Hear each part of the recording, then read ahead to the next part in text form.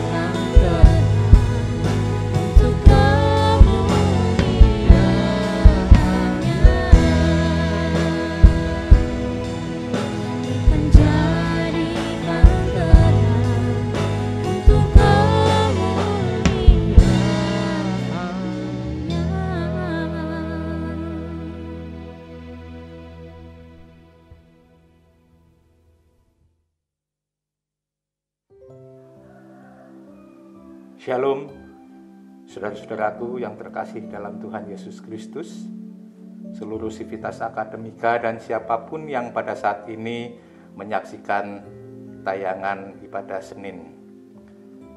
Saudara yang terkasih di dalam Tuhan Yesus Kristus, marilah kita awali minggu kerja kita dengan bersama-sama kita akan merenungkan apa yang terjadi di dalam kehidupan kita, dan kita akan mencari tahu apa yang Tuhan inginkan agar kita tetap setia kepadanya. Sebelum kita bersama-sama menghayati, memahami firman Tuhan, marilah kita bersama-sama menundukkan kepala kita sejenak untuk berdoa dan memohon kepada Tuhan agar dibukakan pintu hati kita, pemahaman kita akan maksud dan kehendak Tuhan atas diri kita. Mari kita berdoa. Bapa yang makasih, puji syukur ya Tuhan, jika pada kesempatan ini kami boleh kembali bertemu dalam ruang yang barangkali jauh satu dengan yang lain, tetapi kami meyakininya ya Tuhan, bahwa di dalam ruang inilah kami boleh senantiasa mendukung satu dengan yang lainnya, terutama sekali Bapa di dalam menghadapi kondisi yang ada saat ini. Tuhan Yesus yang makasih, jika sebentar kami akan bersama-sama mencoba untuk memahami apa yang Engkau kehendaki atas diri kami dalam kondisi saat ini, biarlah kiranya Engkau membuka hati pikiran kami ya Tuhan, supaya kami boleh semakin bijak, supaya kami boleh semakin mengetahui maksud dan tujuan-Mu atas diri kami. Demikian juga ya Bapa, kami mohonkan kepadamu, kiranya Engkau juga menyertai hamba-Mu yang akan menyampaikan firman-Mu yang kudus ini. Urapilah ya Tuhan, supaya apa yang keluar dari mulutnya semata-mata hanya karena Engkau yang menghendakinya. Di dalam nama Tuhan kami Yesus Kristus, kami panjatkan doa dan permohonan kami. Amin.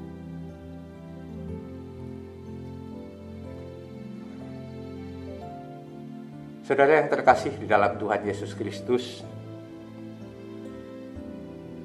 akhir-akhir ini kita banyak sekali diperhadapkan pada suatu keadaan di mana kita dibawa larut dalam rasa kekhawatiran, dalam rasa kesedihan, dalam rasa kedukaan, bahkan kebingungan.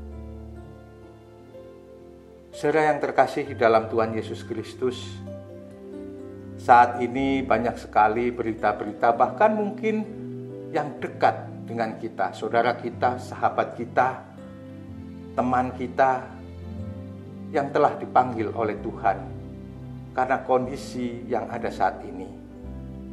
Kesedihan tidak mungkin terelakkan, karena itu adalah bagian dari kehidupan kita. Tetapi apakah kita akan selalu hidup dalam kesedihan dan kedukaan itu? Apakah tidak boleh ketika kita kehilangan kemudian merasa sedih, berduka? Tentu saja boleh, karena itu adalah salah satu sifat dari manusia. Tetapi apakah kita akan larut sehingga kita tidak bisa berpikir lagi untuk melangkah selanjutnya? Saudara yang terkasih di dalam Tuhan Yesus Kristus, pada saat ini kita akan bersama-sama mencoba melihat kembali apa sesungguhnya yang sekarang sedang menyelimuti diri kita. Kekhawatiran. Banyak hal yang kita alami, banyak hal yang kita lihat, banyak hal yang kita dengar, membuat hidup kita menjadi khawatir. Apakah tidak boleh seseorang menjadi khawatir terhadap apa yang dilihat, apa yang didengar, dan apa yang dirasakan? Tentu saja boleh, karena itulah sifat kemanusiaan. Tetapi Tuhan tidak menginginkan kita larut dalam kekhawatiran. apalagi dalam kondisi saat ini pandemi COVID-19, di mana rasa kekhawatiran, kesedihan, kedukaan akan semakin membawa kita dalam kelemahan menghadapi virus yang sedang menyerang kita.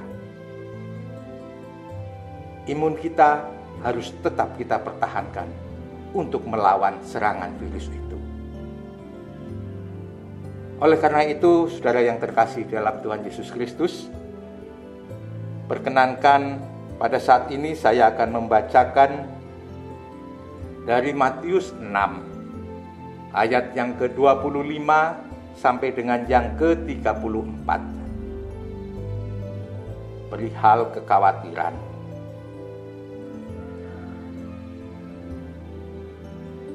Matius 6 ayat 25 sampai dengan ke-34. Saya akan membacakan secara pelan. Sebab itulah aku berkata kepadamu, jangan khawatir tentang hidupmu, apa yang akan kamu makan atau apa yang akan kamu minum.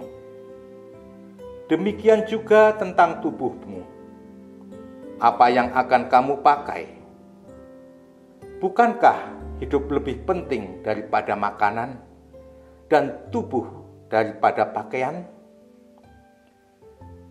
Lihatlah burung-burung di langit yang tidak menabur, tidak menuai, dan tidak mengumpulkan ke dalam lumbung.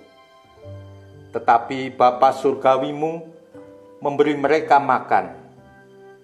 Bukankah kamu lebih berharga daripada mereka? Siapakah di antara kamu yang karena khawatir dapat menambah sehasta pada usianya? Dan tentang pakaian, mengapa kamu khawatir? Perhatikan bunga bakung di padang. Bagaimana mereka tumbuh, mereka tidak bekerja dan juga tidak memintal. Tetapi aku mengatakan kepadamu bahwa Salomo dalam segala kemuliaannya pun tidak berpakaian seperti salah satu dari bunga-bunga itu. Jadi, jika rumput di padang yang ada hari ini dan besok dilemparkan ke dalam perapian, Allah mendandaninya sedemikian rupa, bukankah terlebih lagi kamu, hai kamu yang kurang iman? Karena itu, jangan kamu khawatir dengan berkata, apa yang akan kami makan? Atau apa yang akan kami minum? Atau apa yang akan kami pakai? Sebab bangsa-bangsa lain mencari-cari semua ini, dan Bapa surgawimu tahu bahwa kamu membutuhkan semua ini. Akan tetapi, carilah dahulu kerajaan dan kebenarannya, dan semuanya itu akan ditambahkan kepadamu. Jadi, jangan khawatir tentang hari esok, karena hari esok akan mengkhawatirkan dirinya sendiri. Cukuplah suatu hari dengan kesusahannya sendiri. Yang berbahagialah adalah kita semua yang mendengarkan secara seksama, memahaminya, merenunginya di dalam hati kita, dan melakukan di dalam kehidupan kita. Saudara yang terkasih di dalam Tuhan Yesus Kristus,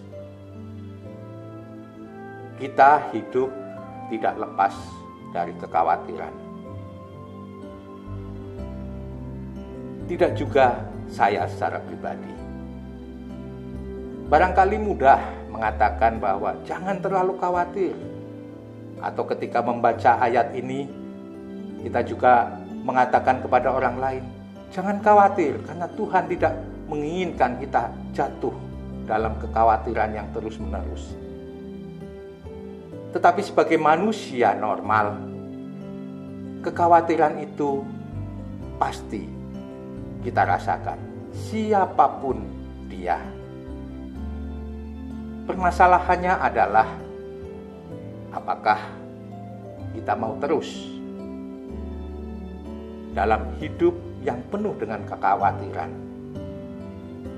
Bisakah kita mengatasi kekhawatiran itu?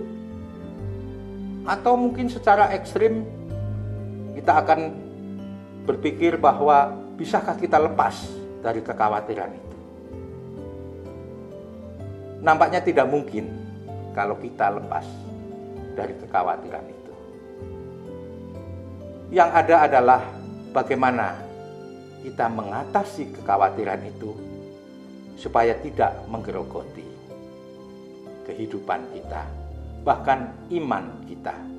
Seperti yang Tuhan katakan kepada kita, bahwa orang yang penuh dengan khawatir adalah orang yang kurang beriman. Bapak, Ibu, Saudara yang terkasih di dalam Tuhan Yesus Kristus,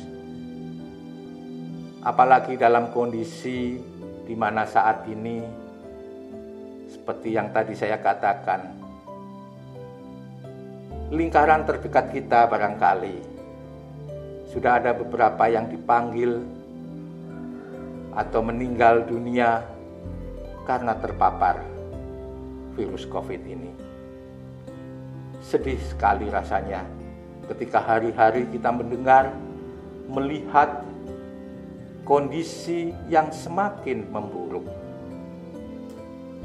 Tetapi puji Tuhan, sesungguhnya saat ini sudah mulai berkurang sedikit demi sedikit.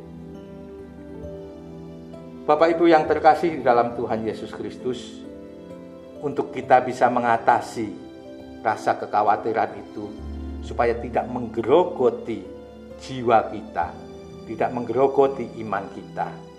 Pertama-tama yang harus kita lakukan adalah kita harus mengenali terlebih dahulu sebetulnya sumbernya di mana kekhawatiran itu yang muncul di dalam diri kita. Kita mungkin pernah mendengarkan bahwa orang yang jatuh cinta itu dari mata kemudian turun ke hati. Nah, kalau kita mau merasakan dan menelisik kembali apa yang diuraikan di dalam bacaan kita tadi, maka kita coba melihat sumber kekhawatiran yang ada, yang selama ini kita rasakan. Yang pertama adalah pada penglihatan kita atau pada pendengaran kita. Coba bayangkan akhir-akhir ini, di setiap saat pandangan kita tertuju kepada layar smartphone kita, yang setiap saat ada masuk berita tentang perkembangan, yang positif berapa, yang meninggal berapa, yang sembuh berapa. Juga kita mendengar dari rekan-rekan kita, dari saudara-saudara kita, dari teman-teman kita, bahwa hari ini yang meninggal sekian, yang sembuh sekian, yang terpapar sekian, yang mulai merasakan gejala-gejala COVID-19 semakin bertambah. Penglihatan dan pendengaran kita mengarah hanya kepada fokus yang menyebutkan tentang kondisi yang buruk dari saat ini. Dan itulah salah satunya yang membuat kita kemudian menjadi khawatir. Kekhawatiran seperti apa? Kekhawatiran apakah nanti saya akan terpapar? Bagaimana kalau saya terpapar? Apa yang harus saya lakukan? Apakah orang lain akan melihat saya sebagai orang yang penuh dengan kenistaan karena sakit tersebut? kekhawatiran, ketakutan, kemudian semakin menjadi-jadi. Sehingga pada akhirnya kita menjadi lemah. Kalau dalam kondisi sekarang sering disebutkan bahwa imun kita menjadi turun. Dan disitulah celah kita untuk lebih mudah terpapar.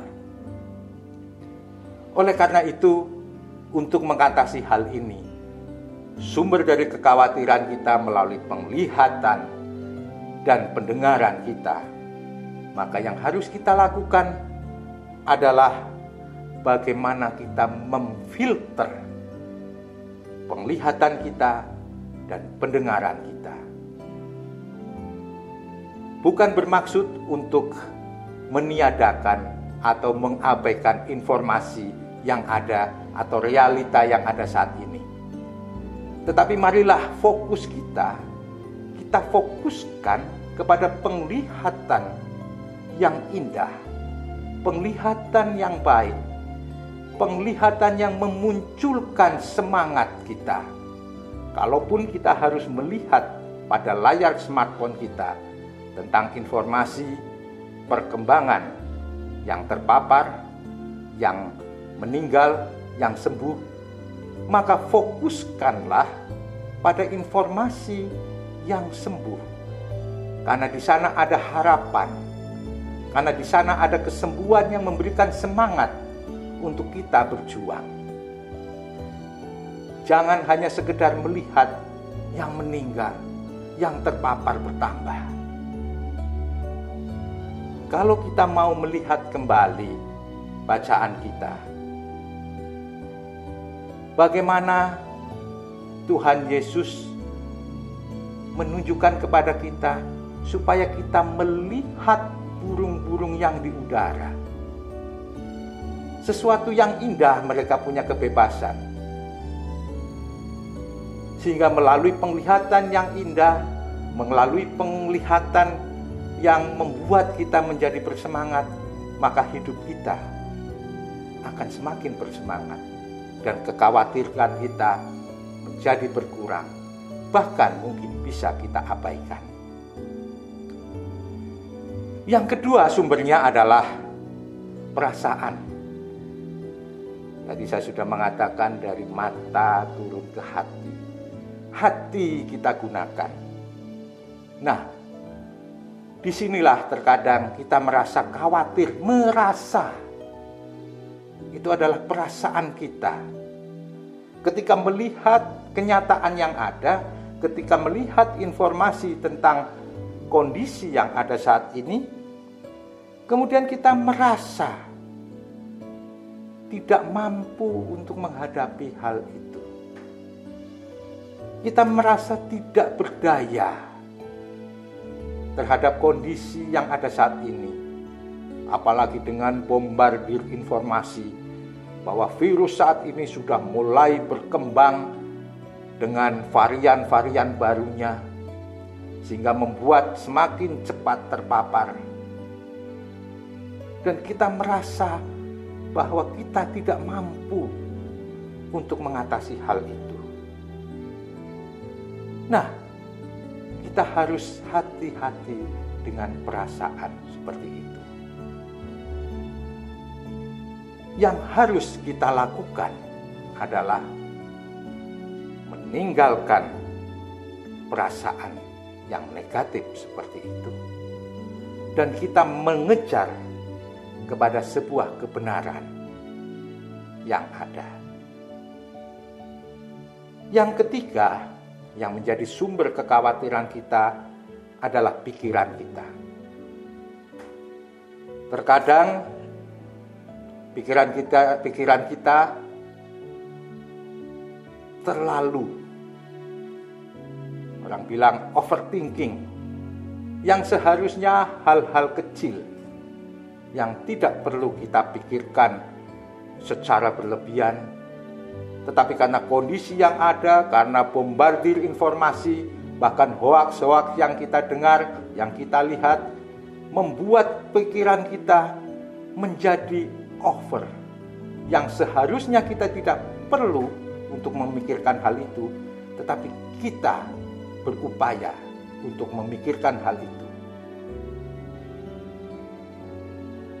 Tidak salah orang berpikir, tidak salah orang memprediksikan.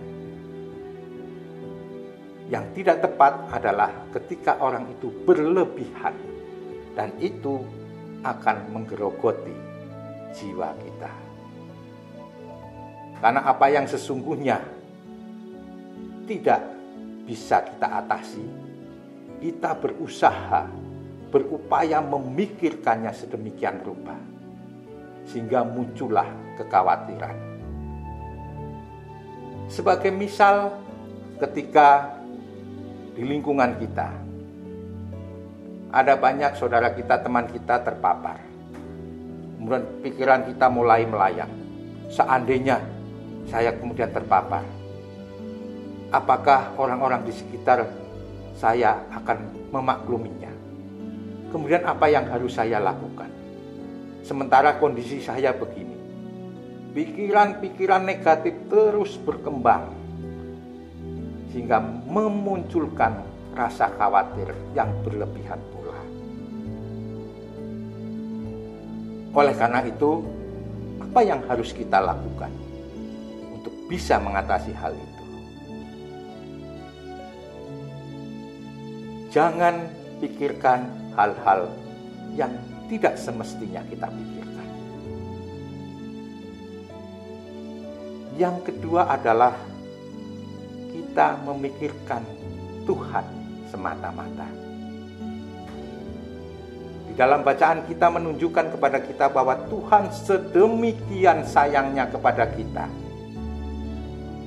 Bahkan bunga-bunga di padang yang mungkin tidak pernah kita pikirkan, Tuhan pikirkan. Apalagi kita yang merupakan ciptaannya yang luar biasa. Pasti Tuhan memikirkan itu. Jadi, apalagi yang harus kita pikirkan? Yang harus kita pikirkan adalah bagaimana Tuhan berkehendak atas diri kita. Saudara yang terkasih di dalam Tuhan Yesus Kristus, pertanyaan selanjutnya adalah, apakah kekhawatiran yang kita miliki dapat menyelesaikan masalah kita? Adakah ketika kita khawatir sebuah masalah terselesaikan? Nampaknya tidak.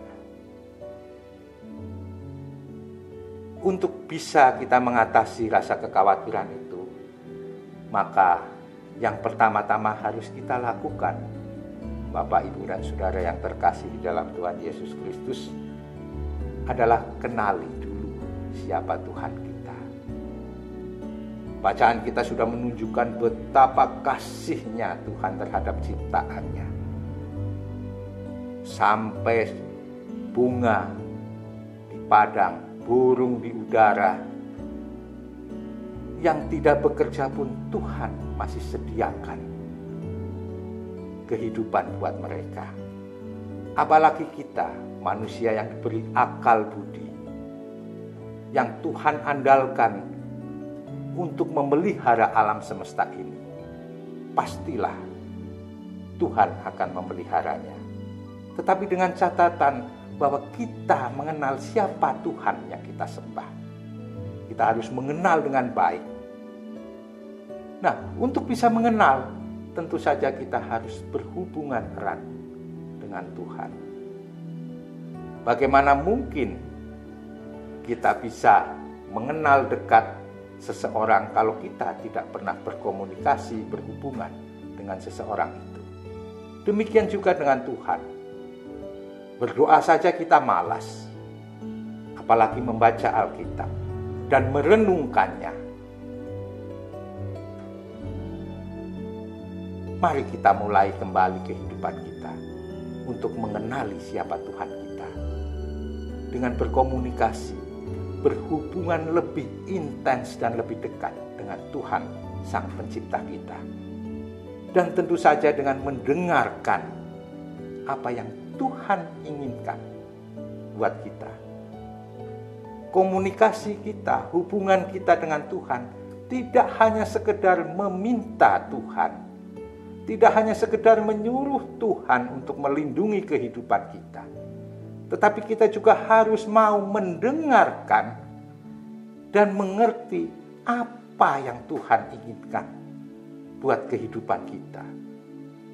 Sebetulnya Tuhan mau apa sih menempatkan kita di lingkungan kehidupan kita ini? Yang kedua adalah dengan menentukan prioritas. Di dalam Matius 6 ayat 33, saya baca ulang. Matius 6 ayat 33. Akan tetapi cari dahulu kerajaan dan kebenarannya, dan semuanya itu akan ditambahkan kepadamu. Prioritasnya adalah kerajaan Allah dan kebenarannya. Itulah yang harus kita prioritaskan di dalam kehidupan kita. Karena setelah itu Tuhan pasti akan memenuhi segala apa yang menjadi kebutuhan kita.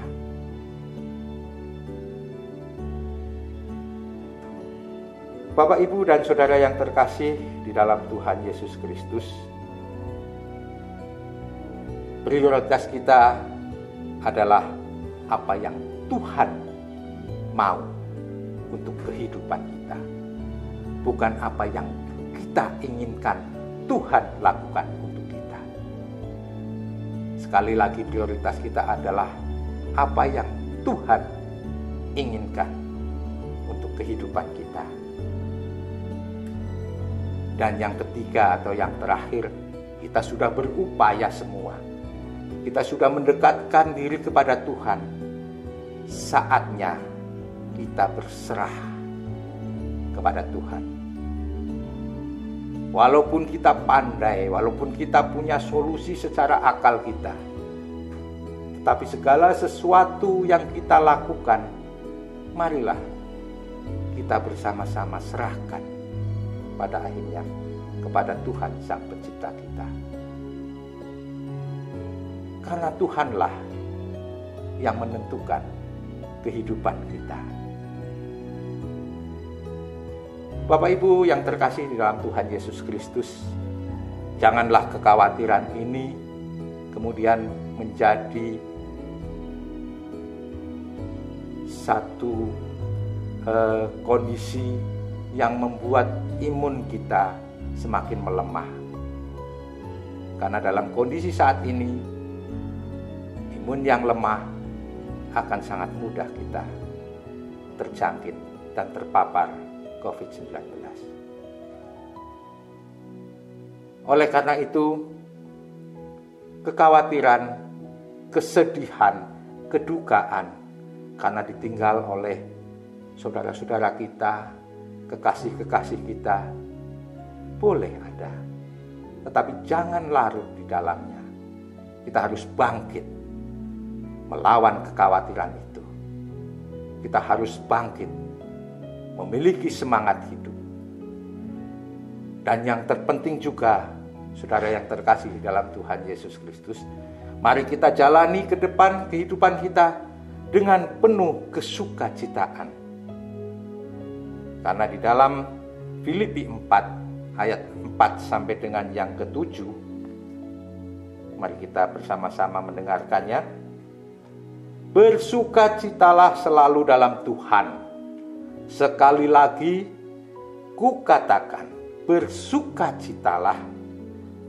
Biarlah kelembutan hatimu diketahui semua orang. Tuhan sudah dekat. Janganlah khawatir tentang apapun juga. Namun dalam segala hal, dalam segala sesuatu, nyatakan keinginanmu kepada Allah dalam doa dan permohonan serta ucapan syukur. Damai sejahtera Allah yang melampaui segala pengertian akan memelihara hati dan pikiranmu dalam Yesus Kristus. Luar biasa saudaraku. Kesukacitaan di dalam Tuhan membuat kita semakin bersemangat. Kesukacitaan di dalam Tuhan memunculkan kehidupan yang penuh dengan kelembutan, dan bahkan orang-orang di sekitar kita akan melihat keagungan Tuhan dari kesukacitaan kita. Ayat yang ke-6, janganlah khawatir tentang apapun juga, namun dalam segala sesuatu nyatakan keinginanmu kepada Allah dalam doa permohonan serta ucapan syukur. Sudahkah kita melakukan hal itu? Atau hanya di batin saja? Maka damai sejahtera dari Allah yang melampaui segala pengertian akan memelihara hati dan pikiran manusia. Tidak. Hati dan pikiran dalam Yesus Kristus. Karena Yesus Kristus telah mengorbankan dirinya untuk menebus dosa kita. Kasih itulah yang ditekankan di dalam memelihara hati dan pikiran kita.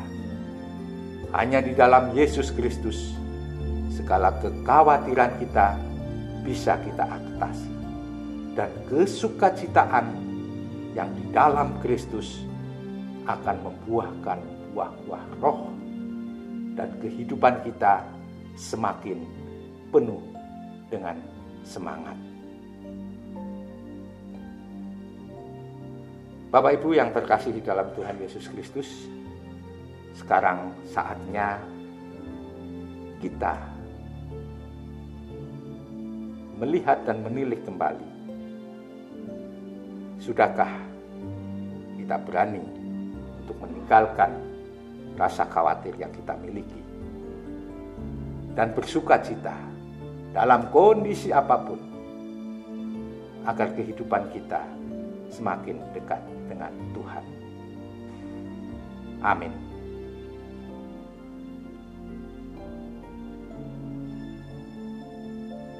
Mari kita tutup perenungan kita pada saat ini dengan menaikkan doa syafaat kita.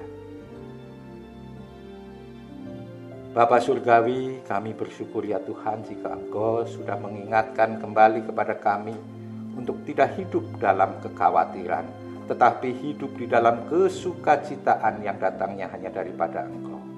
Supaya kami boleh menopang satu dengan yang lain dalam kondisi yang ada saat ini. Supaya kami boleh saling peduli satu dengan yang lain ya Tuhan. Sehingga kondisi yang ada saat ini boleh semakin kami atasi karena tuntunan Roh-Mu yang kudus. Tuhan Yesus yang Maha Kasih, perkenankan juga ya Bapa di kesempatan ini kami mau mohonkan kepadamu, kiranya Engkau berkenan hadir di tengah-tengah kami ya Tuhan. Gunakanlah kami semua sebagai alat-Mu untuk mengatasi persoalan-persoalan yang terjadi saat ini. Kuatkanlah kami ya Tuhan di dalam menghadapi kondisi yang ada saat ini. Kami mohonkan kepadamu ya Tuhan, kiranya Engkau juga berkenan menjamah setiap orang yang saat ini berharap kesembuhan kepada Engkau. Karena hanya di dalam darah Kristus yang telah dikorbankan di atas kayu salib, kami boleh tersembuhkan. Kami boleh menjadi semakin kuat di dalam menghadapi situasi apapun. Kami berdoa ya Tuhan untuk lembaga kami, Universitas Kristen saat ini, yang saat ini tentu saja terdampak dengan adanya kondisi pandemi saat ini. Tetapi kami yakin ya Tuhan, Engkau masih memelihara kami. Oleh karena itu Bapa, kami mau serahkan pengharapan kami ini hanya ke dalam tangan kuasa-Mu. Karena melalui pengharapan-Mu kami boleh ada. Karena melalui pengharapan-Mu kami boleh menjadi bagian dari rencana-Mu untuk kebaikan dunia ini. Tuhan Yesus yang Maha Kasih, kami berdoa juga untuk para pemimpin kami, mulai dari pemerintahan, Pak Presiden, para menteri, para gubernur dan lain sebagainya yang saat ini juga sedang berupaya untuk bersama-sama mengatasi kondisi yang ada. Biarlah Tuhan memberikan kebijakan kepada mereka, kebijaksanaan berpikir kepada mereka, supaya apa yang mereka lakukan ya Bapa, kiranya boleh menjadikan sesuatu yang bermanfaat untuk kami masyarakat yang ada menghadapi saat ini kondisi pandemi 19 ini. Tuhan Yesus yang Maha Kasih, kami mau serahkan semua kehidupan kami mau serahkan segala kekhawatiran kami hanya ke dalam tangan kuasa-Mu. Berkatilah kami ya Tuhan, pribadi lepas pribadi, serta pekerjaan kami, supaya melalui pekerjaan kami boleh menjadi berkat buat orang-orang di sekitar kami. Hanya di dalam nama Tuhan kami Yesus Kristus, kami mau menyerahkan hidup dan kehidupan kami. Amin. Marilah kita undur dari ibadah kita pada pagi hari ini dengan selalu dan senantiasa mengingat pada Roma 5 ayat 3 sampai dengan yang kelima yang demikian bunyinya. Dan bukan hanya itu saja, kita malah bermegah juga dalam kesengsaraan kita, karena kita tahu bahwa kesengsaraan itu menimbulkan ketekunan, dan ketekunan menimbulkan tahan uji, dan tahan uji menimbulkan pengharapan, dan pengharapan tidak mengecewakan, karena kasih Allah telah dicurahkan di dalam hati kita oleh Roh Kudus yang telah dikaruniakan kepada kita. Amin.